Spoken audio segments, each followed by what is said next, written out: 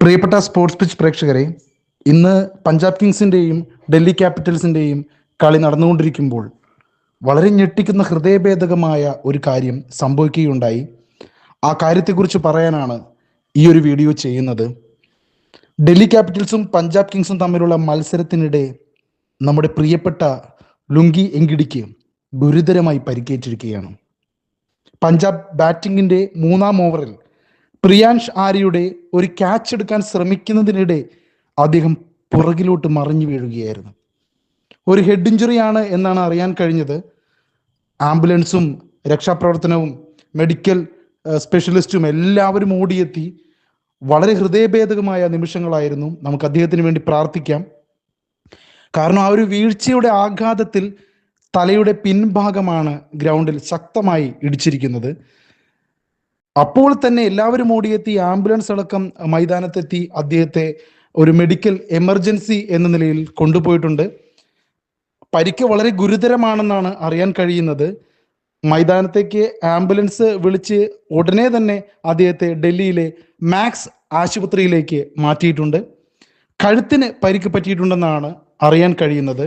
വീഴ്ചയിൽ തലയ്ക്കും കഴുത്തിനും പരിക്കേറ്റതായാണ് unofficial reports പുറത്തു വരുന്നത്.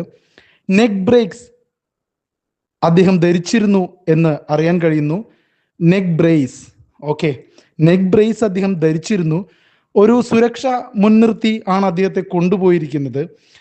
എങ്കിഡിക്ക് പകരം വിരാജ് നിഗം കൺകഷൻ സബ്സ്റ്റിറ്റ്യൂട്ടായി ടീമിൽ ഇറങ്ങിയിട്ടുണ്ട്.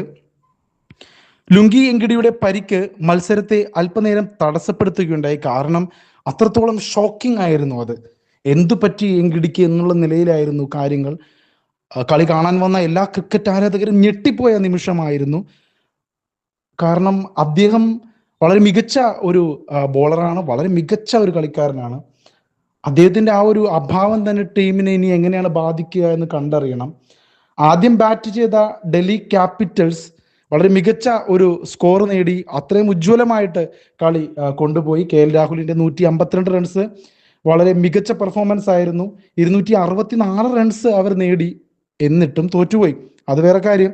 ശ്രേയസ് അയ്യരും ബാക്കിയുള്ള എല്ലാവരും കൂടി ആ ഒരു വലിയ ചേസ് 7 ബോള് ബാക്കി നിൽക്കെ ജയിച്ചു. പക്ഷേ എങ്കിഡിയുടെ ഈ ഒരു കാര്യം ആ മത്സരത്തിൽ ഏറ്റവും നിരാശാജനകമായ, സംഭവിക്കാൻ പാടില്ലാത്ത, എല്ലാവരെയും വേദനിപ്പിച്ച ഒരു കാര്യമാണ്.